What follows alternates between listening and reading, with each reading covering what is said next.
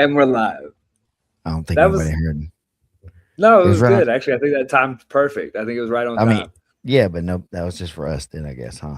It was like, You got to give me a little more warning before you just hit the button. yeah, that's what y'all missed.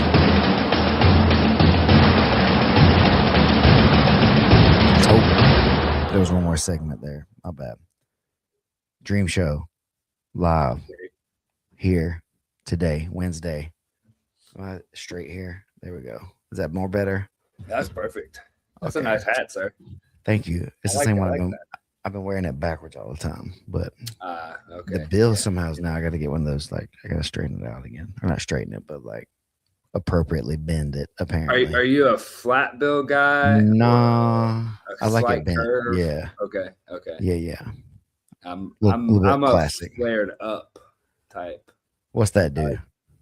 It may well where I picked it up was when I was kayaking or whatever. You could put your helmet on and your hat would like stay and whatnot. Mm-hmm. And then I just kept doing it my whole life. But there was a stint in my life when I was a kid that I just liked being different, that I would fold my bill up into like an M. And then like it would be like an M like that. All of my hats would. It was, yeah, I don't know. I just wanted it There's to be always been signs. Yeah. different. um. Interesting. Yeah, and so I guess I just was taught that this is for like being able to shade you, right? Yeah, yeah, So yeah. then bend it so it gets The the corners. sides. Yeah, if it's flat, Yeah. I guess it's just different. It's a shade, right? So that's what the point of it is. Some people My grandfather used to get mad at me for wearing it backwards because he's like, why are you even wearing a hat? And I was like, because it's it's cover my cool. head. Yeah, fashion, right? King Griffey Jr. That's blame him for. I think we Okay. talked about that. Yep, that's Okay. he made it pretty popular back in the day.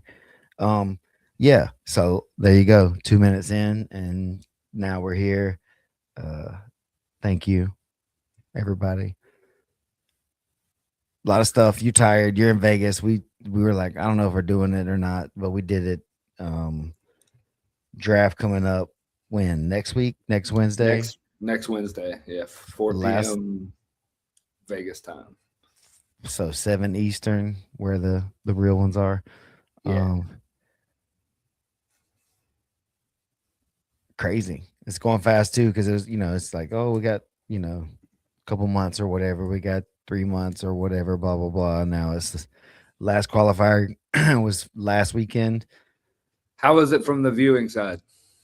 It was good for the most part, man.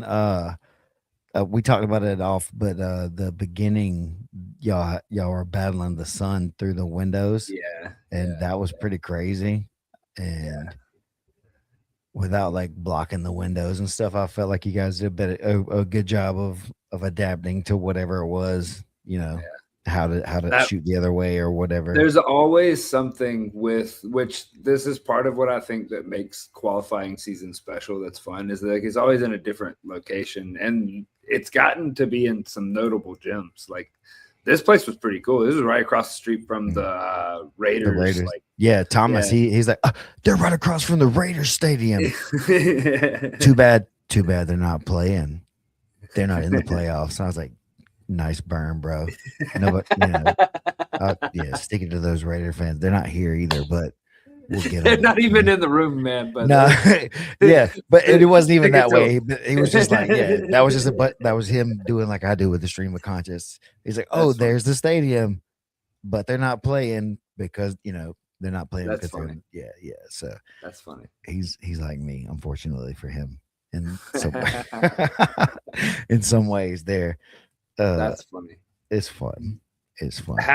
Having the qualifier though in that gym, it was nice. It was like a nice open like spot, and the guys like, I mean, dude, it's one of those things when you're watching this young like crew come up and like the way that they fight is one of those guys. God, his name's escaping my head right now, but he was the guy in all white. He made it to semifinals, maybe. I I can't remember, but he was he for one had only been doing jiu-jitsu for a year and a half, and for two, he had wrestled since he was 6 years old. Bova.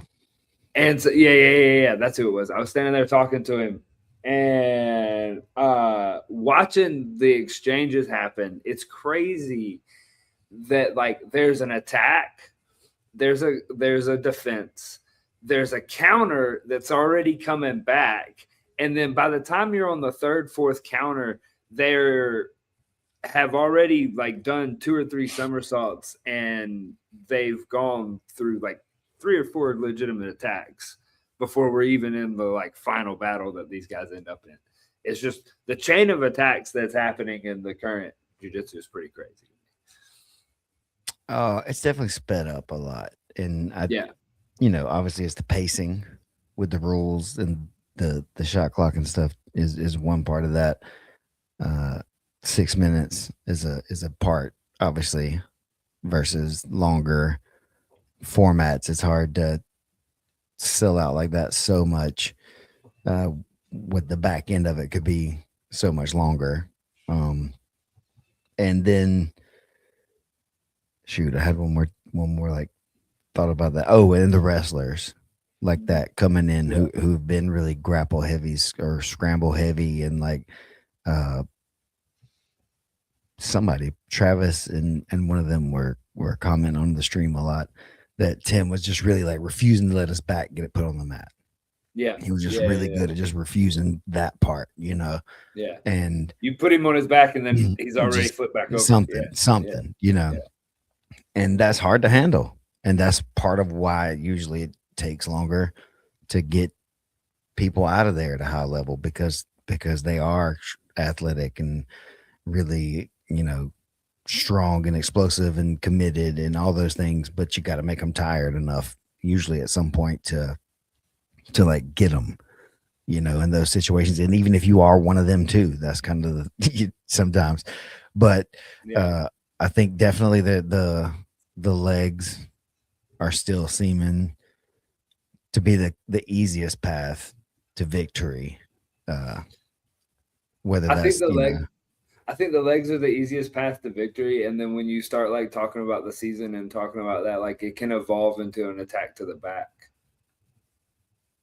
It can, and it will for that. So the higher level players, definitely the ones like that are ahead of people like that. Those guys are definitely going to be using that strategy more. May not be able to do that if you're one of the bottom kind of tier players against some of the top tier players as much, right? But they could pull out some of those shootouts, like we were talking about before the show. Some of the guys who might not be ranked maybe as high on the draft boards have that ability to like one shot, hit somebody and maybe knock them out for the season if the other person's not quick to tap enough. And we've seen stuff like that happen in seasons. So it's interesting because there's a lot of young guys. I think CJ Murdoch, again, probably going to be the vet, elder statesman. I don't really know beyond that where the next guy lies or whatever, but there's a lot of 19s, 20s, 21s or whatever in this thing. And I think that's kind of what it's calling for in a lot of ways. I mean, you look at any major sport and the age of the elite players has gotten younger and younger. I do think that there is like when you're talking about a professional sport, like you can have outliers for sure. Like there's the 19-year-olds that come in and can, outperform everybody on the board. And so like that's always going to exist. But I do think that when you start getting into it, there is an element of like you were using the word like elder or like being able to have like that veteran experience to do that. Oh yeah. Is that like, when you start hitting these like middle ground guys, the guys that are the Kevin Sherrill came up in the pre-show where we were talking, is that like, okay, he's taking the pop. He's taking the pop, right? He's learned the Mhm. lesson in the season of like, oh man, that was a terrible rest of my season because I couldn't walk. And it's like, Mhm. yeah. So like there's the pride of the 20 year old that's sitting there going, I am invincible. And currently at 20 years old, you are invincible. But sometimes like it's like we all know the little chips that happen along the way kind of chip away at that invincibility. And so like the whole thing in the league, you can have guys that really understand that and can like think more in longevity and like, okay, I want to make it 3 4 5 seasons into this before I'm even peaking so that I can like, they're not coming in going, I'm going to be the best at it. Like they're coming in there, I'm going to be the best and I'm going to be the best for as long as I can. That they almost in my mind that like Peyton Manning approach versus take your pick of young quarterbacks that have come through and played the rough and rowdy game and they were there for 3 years, 4 years and gone. You know, I think we're still so early that it's hard to know which archetypes are going to be the best overall because there is both a will exist though. that well definitely right, and that there is an element of that where some of that youth is important, and you're right, there is a window in most sports where the elite are kind of a certain window age, um I'm interested to see where that continues to like be, because to bring it into a personal thing, like for myself, I was the oldest guy in my season, and so it was like, whoa, when did this happen? So like it's gonna happen to you too. uh when though, for who, like when is Elijah gonna become the old vet? What year is that gonna show up? What season does that finally become a Damn, I hadn't thing? even really thought about that. This season might be the season that he's the old guy. It could be. He could be dominant though. This could still just be like he started this his prime right I'm at the not right saying that time. old guy. No, I didn't mean old guy no. like I in mean that way. that Yeah, though. Like yeah, I yeah. mean it Okay, could go. okay, He's okay, still okay, like the okay, one that okay. could be like either way though. Is like he Yeah, could be yeah, in there and still like finish at the top. But is this the beginning of the fall off? yeah. Maybe he's in the top five. I mean, he says Maybe all he's the in the time. He says all the time that Kevin is way scary. In those situations that mhm. he's like, I get lucky every time I have to face Kevin, and he won't have to face him, I guess, Not until in until the not playoffs, not maybe. until the Yeah. playoffs, maybe. But like he says all the time that like he's like, yo, everybody should be terrified of Kevin. And I remember Kevin when he came on the scene, like as a white belt, blue belt, like. I remember that, so it's like, yeah, yeah, yeah. Like if people don't respect that dude's name, like they should. We got that, and I guess that's kind of the journey to see also where some of that is, because he's a little. I don't know exactly how old Kevin is, but he He's younger. He's started still in young. his Yeah, young. that's what I mean. So like, and then he went through some stuff and won some stuff and beat some really tough guys, and now he's in that really good phase. Hasn't been able to like take home the thing yet to like solidify him as like a top guy, but he's dangerous. That's he's definitely dangerous against the top guys. So he's really looking for that thing that's gonna put him over, in that He's way. dangerous, and he also exists. I think that this has existed in MMA for a long time, but it's gotten so saturated to where you don't even really notice. But the in his weight class as well, like that weight range is a super dangerous weight. Like nobody ever really stays very dominant in that like Yeah, window that this he's in. 170-ish Yeah, window range. Yeah, like the still. guys that can bounce up in it because there's so many guys that can go from like you're dealing with such a wide body range that like it's really hard to become dominant as one guy for a long time period in that weight Mhm. class. I feel like. Yep, and we've got one of the phenoms, of the recent years with Rayfield on our team. Yeah. Uh, been that guy that's kind of this guy that other people are talking about, and now he's coming into that veteran age, where he's still down to like get down.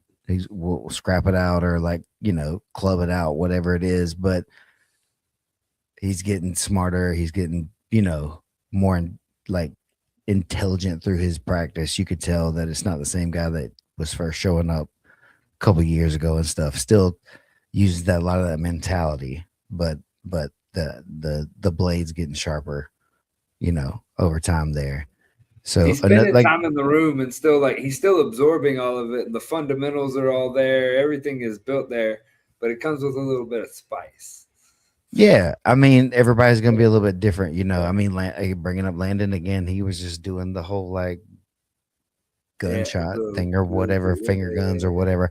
I might have leg kicked him, dog. I don't know. The more I've seen that now in my mind, I'm like, oh, I would have leg kicked him. In the moment, I might not have because I would have just been like, whatever. But seeing it so many times, if I was one of those dudes, I the was just like, third, fourth time. I'm leg kicking this guy so hard. Just I don't care. I was trying to foot sweep him, bro. Uh,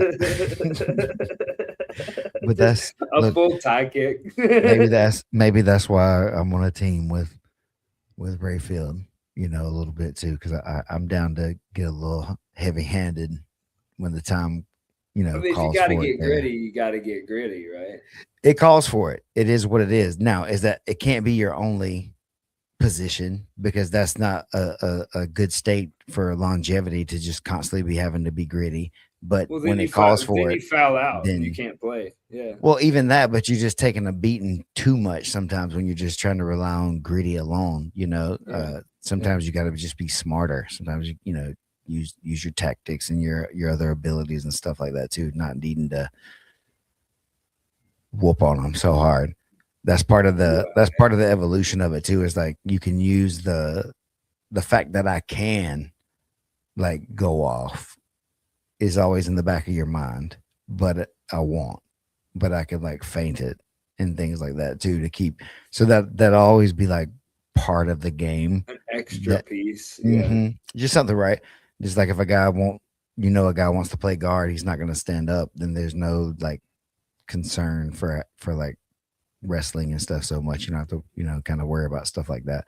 But when the guy's going to be a wrestle up guy, you got to hold like Bova. You got to hold you him kind of down. have to. You get Yeah, yeah, yeah, how yeah, yeah, yeah. like without gassing yourself out. How Yeah. do you do that?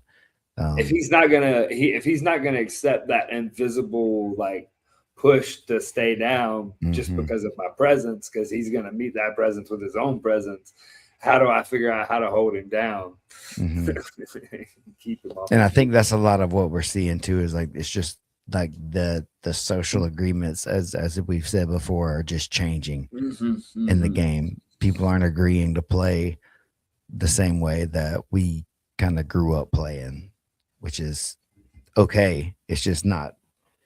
It's not exactly the same, and just funny with it's the bananas in a way version of some of this stuff. It's entertaining, it's fun. The teams are part of the thing.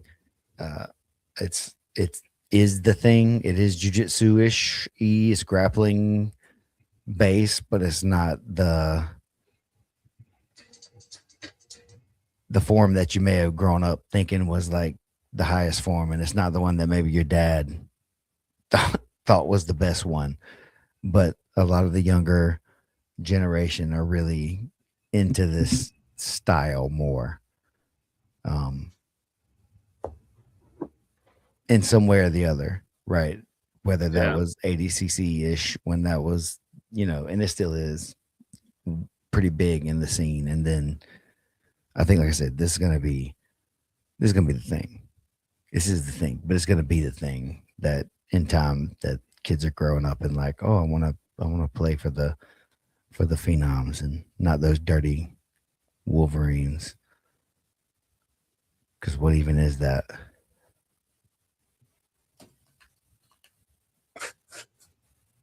Wait, what is a Wolverine? Yeah. Okay, that's a What fair is it? question. What That is is a it? fair question. A Wolverine. Let me. Let's see. I'm gonna Are Google you, it. And, I was gonna Google it and share it. okay. Let's see what it is. And then, are they in Colorado? Maybe. Let's see here. So a Wolverine. Let's see. Sure.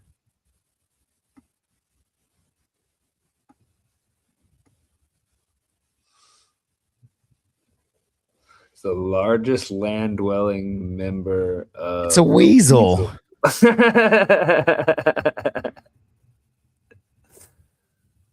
Known for its ferocious reputation, the stocky bear-like appearance, and immense strength relative to its size, native to cold northern climates.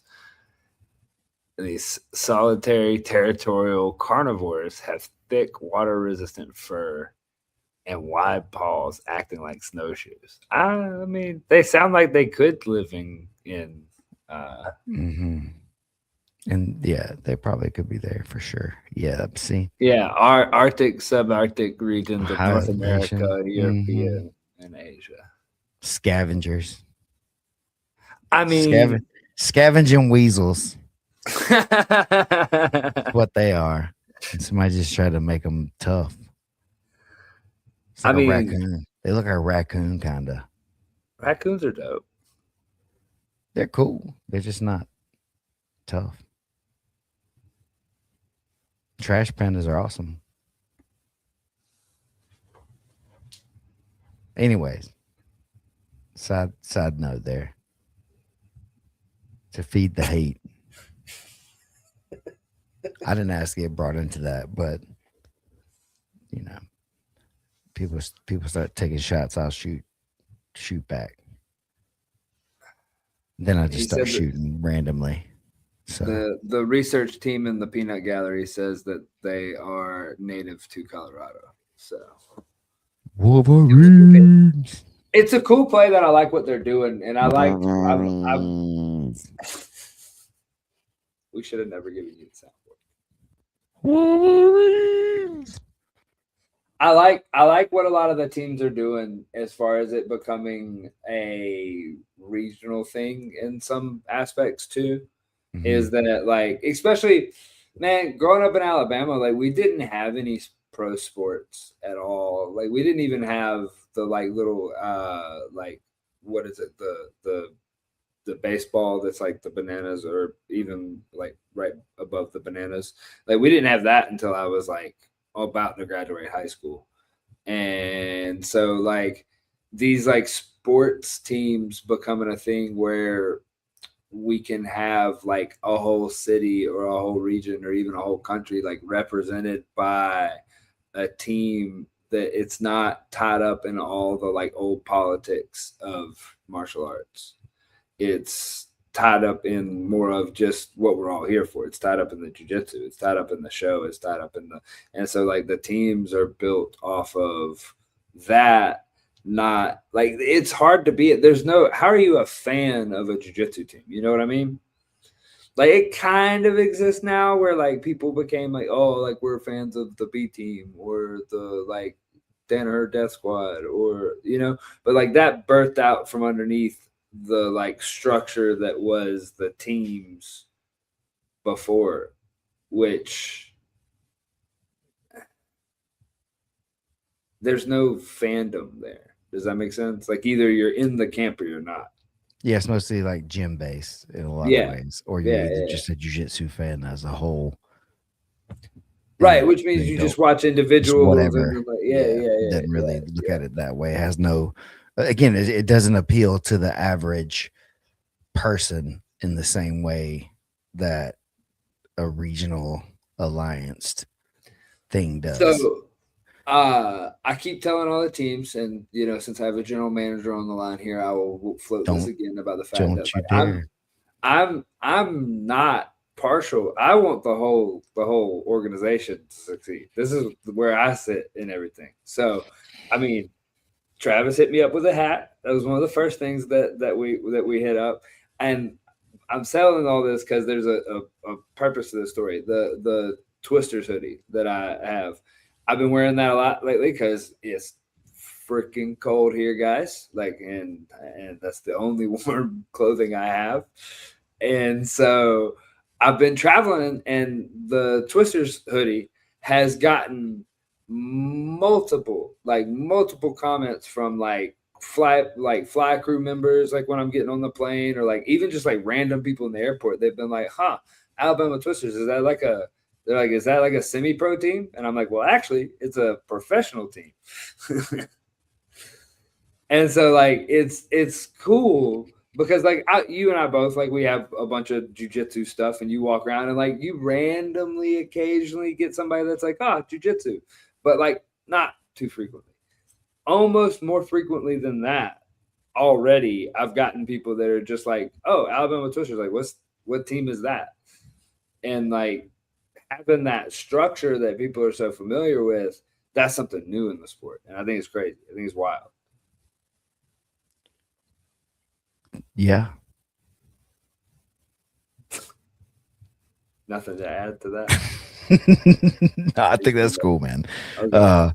Obviously the logos and things and the team, that's part of the whole thing with the branding too. And even if you're Yeah. not from a place, you may like the color scheme, or you may like the logo, or you may like whatever it is, and people, buy merch for all kinds of various reasons. So it's a way to advertise and get your name, your product, your team, whatever, out there.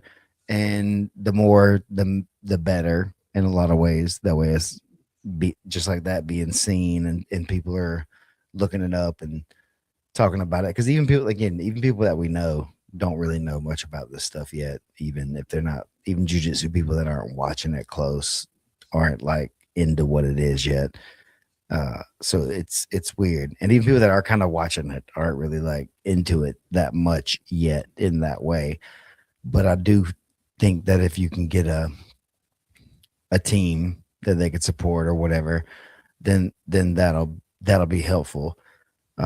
Another avenue will be just starting to figure out how to gamble, and then people will be really into the teams and the betting and how to make it, because that's what Yeah. people do for Yeah. a lot of these other things. They don't even watch or care about some of this stuff, but then when I bet on this guy's in my parlay, or I don't know how this works, so I don't do it. But if he's in my parlay or whatever, I need him to get 3 more receptions or something, Yeah. and then I'll win some money. So then you're like watching that game, or you care about that one random player, or something. And so that's where a lot of people are also like into it. But I don't know. Again, that's not necessarily my avenue for it, but it's definitely an avenue of sports that exists. But I like the teams better. I like I like that the entertainment aspect a lot better than the gambling side, because I feel like that just opens the door for just negatives for the sport. When there's ways to exploit it or try to exploit it, we will, as people try to figure out how to win the game. If there's a way to try to win it, and if they think it's some way to unbalance it, we'll do it to try to win. So it just is what it is. It's human nature. So the more ways you can make it like clear and clean, and that more competition based, or at least purely understood what it's about, Yeah. that way it's better, because this is competition still, even though it is entertainment, right? That's the thing. You want to win the game, but you don't want to be hurting your teams by giving away points and things like that either. So there's an element of it that's got to be important. You have to care about your team if you want the team to win. Like, you can't be giving up more points than you're getting, for sure. Yeah. Or that's a thing that matters. Yeah. Now, you need to be getting points for sure, but are you giving up as many as you're getting or more? Because that's also probably hurting some of your teammates in the playoffs, because you're putting people up there ahead of them also. So for that kind of idea, it also kind of may stifle the team right there a lot too. Yeah. So there's a lot that goes into building it this way, where everybody's got their own competitive like desires, and the way they're seeing it, and what they want from it, and every team wants to win. They all, we all do, and that's the point. But yeah, the league is what's important, because that's what's making it cool is the game itself. So gonna get after it under the rule set and keep finding people that want to be a part of it. Then it's growing again and again. Each iteration of it is a little bit bigger, at least. It's not the big, huge jumps or whatever that maybe we kind of expected that some of it would be, like we saw with other places that may be doing inflated numbers and things like that sometimes, or we don't understand how that kind of looks at is part of it too. But there's definitely a growth every time. And now with the regional stuff, we already see, like we have Cockle on our team from the Philly area. Anybody that's a supporter of him is now already kind of default supporting the Phenoms in that way, right? So that's that. They weren't, none of those people were probably, or some of them may have been, but you know what I'm saying? Like if they were just his fans, then they weren't really watching this. But now they're going to be watching it because of him. And that's usually kind of how it starts. Somebody's teammates on it, and then other teammates want to jump in, or friends and family watch it, during the thing. And it just keeps kind of jumping out that way. I'm excited as always. Well, not as always. Sometimes freaking sucks doing it all the time to make it go right. I ain't gonna front. But I am excited about it as a whole always, right? I guess. But like the draft, the way the teams are gonna come out, how how it's gonna look, and who am I gonna get to work with like a little closer this season, because I've been on the staff of the PGF, but not really a part of a team ever since the one I kind of competed in that season. We weren't really teams then. That was just kind of that was lame the way that was done, and that's why it was the first. It was the that's first. why we never. That's why we never did it iteration. again. Yeah, that's what I mean. It's like it was like we that was just nope, and it just is what it is. Yeah.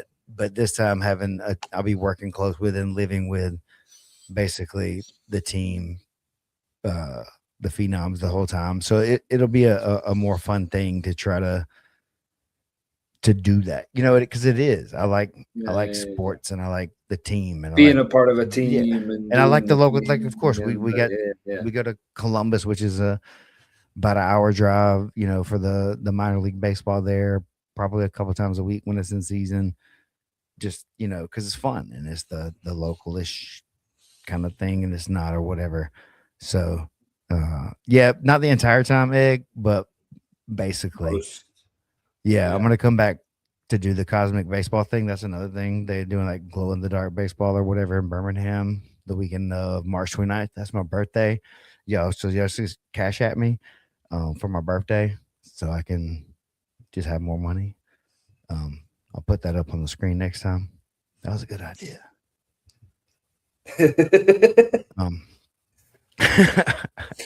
But yeah, so that's just another part of that, like the entertainment of the sports stuff or whatever. It's in Birmingham that weekend, so we're gonna go. Yeah. I'll fly into Birmingham, meet Mandy there, and do the thing, and then head That'll back. Be fun.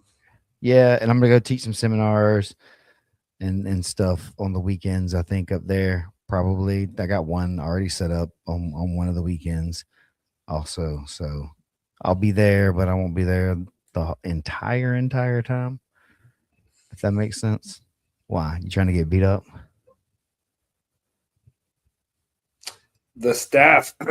One thing that I have seen in the documentaries and the stuff that we've done previously, that I was looking in a clip the other day where we're working, and like the season is the season, and I personally don't really get to jump in on these very often, but there is during the season, like almost daily, if not like every other day, training sessions that like everybody that works on these projects are jiu-jitsu heads, or at least jiu-jitsu adjacent, like interested. Like even our sound guys are over there like poking their head around because they're interested in watching and like doing that stuff. So that is one thing when you do work on this, that it does become very apparent very quickly that it is a bunch of jiu-jitsu heads that are all like in it for that reason. Everybody came in at different times. Everybody have different reasons, different things, but like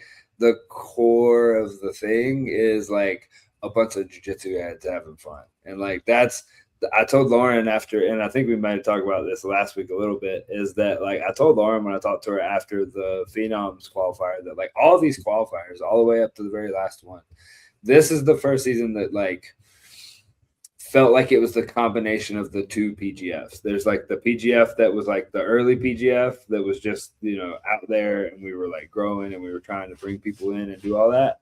And then there was the PGF that is, made it out to Vegas, the big show and all that type stuff.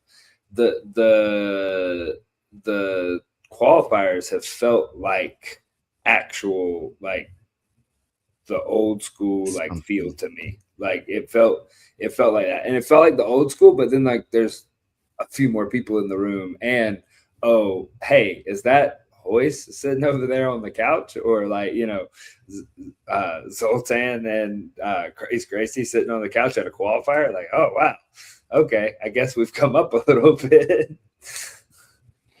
Yeah, things have changed a little bit since season 5, season 4, season 3, season 2. And just thinking about all that is kind of crazy every time. That's what's really cool about it. And some people have been coming on later each time, but again, everybody now is still kind of one of the early like adopters or whatever. At some point there's still going to be the beginning like right now, but there's people jumped on season 3, 4, 5, like I said, and then 6, 7 have been really like helping more, and then now we're going to the 2026 season with like I was talking about this with one of the guys at the gym this morning, actually, that we're kind of honing in more than ever, I feel like, rather than kind of seeing what's gonna work or not. And that's been, I don't want to say hard, but it's felt weird, I guess, to kind of be doing that instead of trying to come up with the new, fresh, or cool, right, best way to do all of it. It feels like we've kind of nailed it pretty close down, and we've had the consistency now where the refs have been the refs for a while. They've been in the rules. They've helped write the rules. The commentary knows what the thing is, and they're kind of able to at least express the feeling of what's happening one way or the other. And even if it doesn't agree, or we don't agree with each other about things or whatever, that's been okay. It's like just kind of we're just able to keep figuring it out.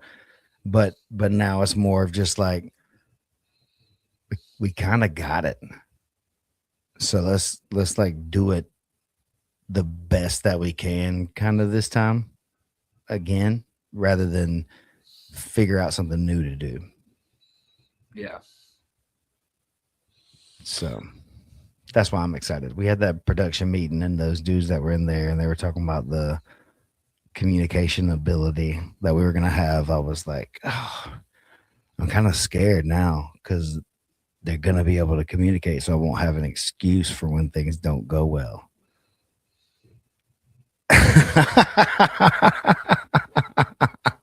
If somebody communicates everything to me, will I still do a good job? Like deep rooted. But it's gonna be fun, man. I'm excited, and I think everybody's bought in a lot of ways, and a lot of people are coming back for more and for more and for more people that we weren't sure would be back ever, and new faces, and yeah, old faces. I'm excited for that. The draft February 4th, Wednesday, 4 p.m. 4 p.m. Western time, I think or it's Pacific Standard. 7 p.m. Eastern Standard, 6 p.m. time. Central. Nobody cares. If you can't do that math, then that's on you. Like, they should say the East and the West. And if you know where you are, if you're the other ones, then you should do the math. But the east and the west of what though? Just the east and the west of the U.S. The time zones, yeah, that you're in. I thought we were talking to somebody in Australia a couple weeks ago, and that was weird because it was like the next day. Yeah. So what time was it? It was like You don't middle even of know. the day, and it was like 2 a.m. there. Yeah, there's no reason for that. But anyways, 7 Eastern, 4 Pacific time in Vegas at another location. Somebody tried to find out the other one, so now we had to move it from the last location. The future's now in the PGF, man. It's going to be wild, and the Phenoms are going to dunk on specifically the Wolverines, but everybody. Everybody, okay. Yeah, we're gonna hang off the rim. It's gonna be like young Shaq breaking backboards. Like breaking, like just. They're gonna have to change rules. They're gonna have to change some rules after this season because of us. There's some, so it's just gonna be like that. I mean, yeah. That's where that comes from. Rules are written in blood, are they not? Yep. So thanks everybody for tuning in.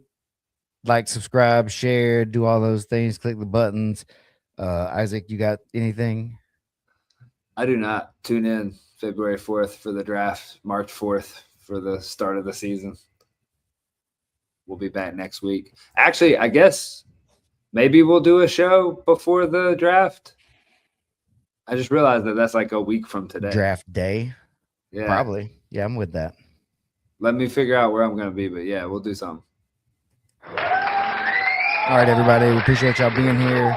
Catch you next time.